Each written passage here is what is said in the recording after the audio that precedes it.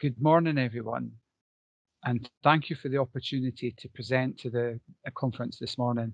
My name's Paul Short, and I'm a service manager within Fife Council Housing Service. And this morning, I'm going to be talking to you about digital technology in housing. So, just to give you a bit of background about us to start with, we're the third largest landlord in Scotland. We have around 32,000 houses. And within that, we have 48 older persons housing complexes, which is a real mix of different types of housing. And the reason we have that is because we feel that we need a range of different solutions due to having a very mixed population here in Fife amongst the older community. And one of the things that we're really investing in is what we call technology enabled care. And we are one of the local authorities signed up to a special housing charter around this. So to give you a bit of background in terms of what we've been doing with digital inclusion, this morning I'm going to talk about a scheme called Connecting Scotland. I'm going to talk about our Wearable Technology project. I'm going to talk about our technology-enabled house that we're developing and some future uses for technology-enabled care as well. And hopefully all of this will show that it has a role in helping people live independently who are experiencing dementia. So in terms of our Connecting Scotland scheme, this is a scheme that we joined, which the Scottish Government ran, and it's to assist people who are digitally excluded. And what we did was we bid for and received 70 plus iPads and MiFi devices, which create a little Wi-Fi hotspot for digitally excluded customers. We've developed a range of digital champions to support this. And what we did was we deliberately drew our digital champions from our youngest staff, our modern apprentices and our housing trainees to add an element of intergenerational working so that people could experience working with different age groups. And our customers have been using it for a range of different reasons. And one of the kind of core reasons that they've been using it is because during the pandemic, people have found that they are much more excluded. And digital technology is one way of connecting people in. And it's been really, really successful. We even had some people before shielding working with their digital champion to set up online shopping to ensure that they got good shopping supplies during the time that they were having to remain at home.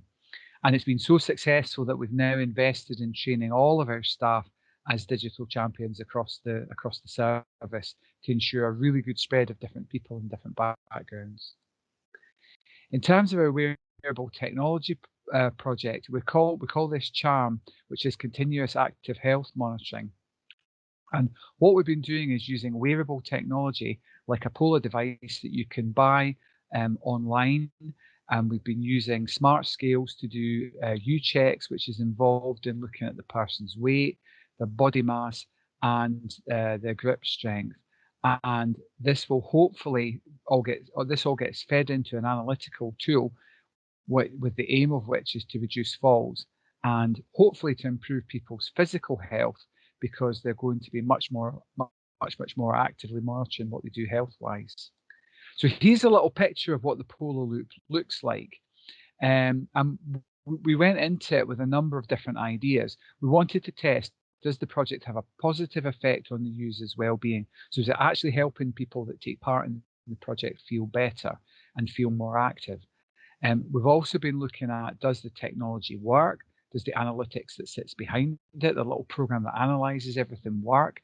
And does it provide triggers to alert people to the fact that they're maybe needing to make some lifestyle changes and change some of the things they do? And we also wanted to look at if people were a bit wary of technology or a bit skeptical of technology, how did they feel about using it? Was it user-friendly? Did it do everything they wanted? And do the users that have been involved, have they been using the technology as specified? So have they been using it in the right way? So we're now about to start a second phase of this, and we're looking at recruiting 20 users at 4 different developments, covering a mix of retirement housing and very sheltered housing, looking at urban and rural areas. The aim there being to test signals and how things work. We're looking at places where people all live grouped or where they're living in single bungalows. And we're looking at a range of different types of areas as well. And in particular, we're testing this with a range of different users with long-term health conditions. So we're looking at people who have respiratory problems. We're looking at people who experience diabetes, people experiencing dementia, and we're also looking at some people that are full-time wheelchair users, just to get a different spin on how people can remain active. And once we have all of that information, that can go back and be shared with the Scottish Government and others to look at how the project worked.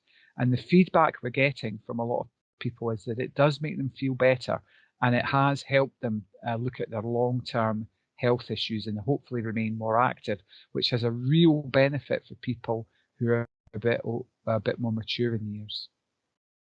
So our improvement aims from it have been to hopefully reduce falls, to increase people's independence, because it is a tool to live more independently if you're able to be more healthy, and minimise the requirement for any kind of care that might come for people if they're not staying more active, and to try and decrease the demand on services. But it is really helping people work out, what do they want to get out of being more active?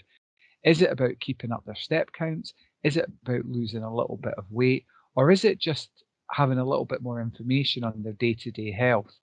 And in terms of our staff, it's moving them from a reactive service where they respond to an alarm activation through to having preventative chats with people about how they can be more active and avoid falls. So we've had a lot of success with the first phase of the project and a lot of really positive feedback. One of the other things we're looking at is what we call a tech house. So we're trying to develop the idea of looking at using technology, setting it up in a house and showing people what it would be like to use different types of technology that might support their independent living. And some of it is things that people can just generally order off places like Amazon or other providers out there in the marketplace. And the way that will actually work is if we set it up in the house, people will be able to come along and see how it works and potentially go away and order it themselves from various suppliers. And we've tested the marketplace to have a look at all the different things that are out there in terms of packages. And we now have a really good idea of what might work, how things might connect with the internet, and how we might actually support people to either do this themselves or work with the council to set themselves up. And we aim to set this up this year. But the whole point of the project is to help people find technology that helps them maintain their independence. So in terms of the future, what are we thinking about doing? So our aim is really to keep people in the home for as long as possible. And what we know is that people stay healthier for longer, living in the home environment they know and love. And technology is one mechanism to do that, but it's not the only thing that we are looking at. And one of the things that we're looking very carefully at is how we change housing support to help people maintain their independent living for as long as possible, and link that in with technology so that you have the best of both worlds. You have technology within your home that helps you to live independently, but you also have somebody from a housing background who's there to support you with your independent living. And more than anything, it's about having better advice to help make informed choices. Because one of the things when somebody gets a diagnosis of a long-term illness is that there's a lot of different life changes that are coming along all at once. And one of the things that housing can do really is help people live independently longer. So it's about giving you better advice to make the best of the house you're in, or to think about another setting where you can live. But the overall aim is to help people living in that home environment and that community, which provides stability and hopefully allows them to remain at home that much longer. So that's the presentation. I'm happy to take any questions at all. My contact details are there. If you don't feel you wish to speak to me today, you can send me a little email and I'll happily talk to you about anything involved in the project. Thank you very much.